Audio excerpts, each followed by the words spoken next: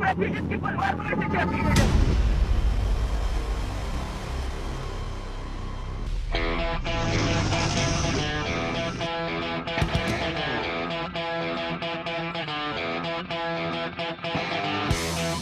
Первым к препятствию БРОД подходит экипаж из Западного военного округа.